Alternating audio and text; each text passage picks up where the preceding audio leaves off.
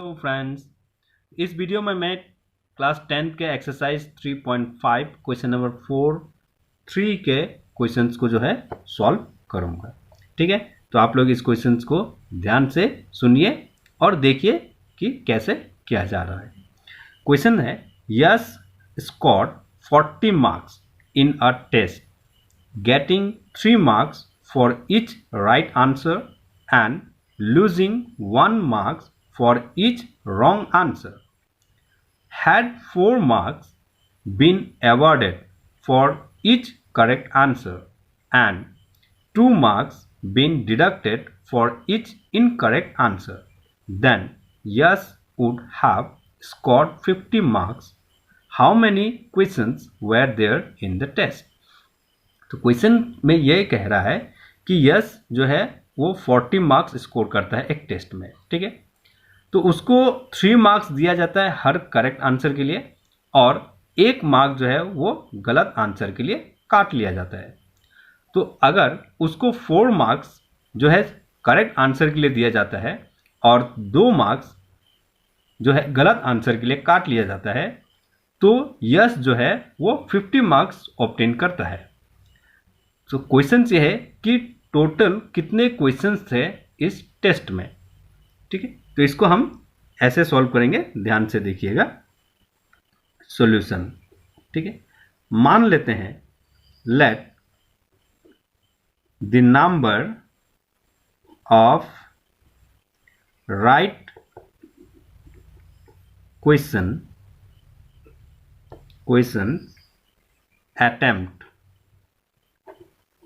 attempt by yes equal to x। हम मान लेते हैं कि उसने जो है x नंबर ऑफ क्वेश्चंस जो है सही अटेम्प्ट किया। ठीक है, उसके बाद and number of wrong questions attempted by yes equal to y। तो मान लेते हैं कि उसने गलत जो है क्वेश्चंस अटेम्प्ट किया y। तो क्वेश्चंस के फर्स्ट कंडीशन के हिसाब से अकॉर्डिंग टू फर्स्ट कंडीशन के हिसाब से यस ने 3 जो है करेक्ट आंसर 3 मार्क्स दिए गए, तो करेक्ट आंसर x हो गया, तो ये बन जाएगा क्या 3x। ठीक है, प्लस और गलत आंसर y था, तो y के लिए 1 मार्क्स लूज किया जा रहा है, तो इसलिए y इक्वल टू ये होता है 40। तो 1 मार्क्स जो है वो लूज हो रहा है, माइनस हो रहा है, तो ठीक है ये माइनस हम लिखेंगे इक्वल टू 40। इसको हम मान लेते हैं इक्वेशन 1। उसके बाद according to second condition, according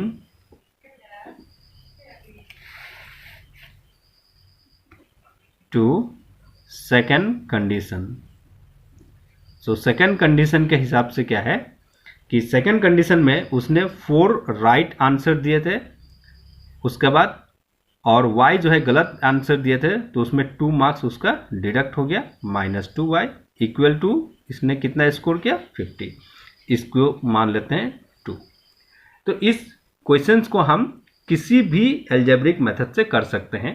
substitution method का भी इस्तेमाल कर सकते हैं, एलिमिनेशन मेथड का भी यूज कर सकते हैं और क्रॉस मल्टीप्लिकेशन मेथड का भी हम इस्तेमाल करके इसका आंसर निकाल सकते हैं। ठीक है, तो मैं यहाँ पर एलिमिनेशन मेथड का इस्तेमाल करूंगा। तो हम यहाँ देखेंगे कि इक्वेशन 1 में ये सिर्फ y है और इक्वेशन 2 में यहाँ 2y है। ठीक है, तो इसका मतलब है कि अगर हम इक्वेशन 1 को इस 2 से मल्टीप्लाई कर देंगे तो दोनों का जो है इक्वल हो जाएगा। सो यहाँ लिखेंगे हम बाय यूजिंग एलिमिनेशन मेथड। तो हम यहाँ यूज कर रहे हैं एलिमिनेशन मेथड को। ठीक है, सो यहाँ लिखेंगे multiplying equation 1 by 2 we get. तो मल्टीप्लाई कर देते हैं इक्वेशन 1 को 2 से। So 2 under bracket 3x minus y equal 40। ठीक है, तो मल्टीप्लाई करके क्या मिलेगा, ये हो जाएगा 6x minus 2y equal to 80। इसको बना देते हैं इक्वेशन 3। ठीक है, अब इक्वेशन 2 जो है इक्वेशन 3 से क्या करेंगे, सब्ट्रैक्ट कर देते हैं, क्योंकि यहाँ दोनों में माइनस है इसीलिए सब्ट्रैक्ट कर देंगे। तो यहाँ लिखेंगे again subtracting equation 2 from equation 3 we get. तो सब्ट्रैक्ट करने के बाद हमें यहाँ क्या मिलेगा,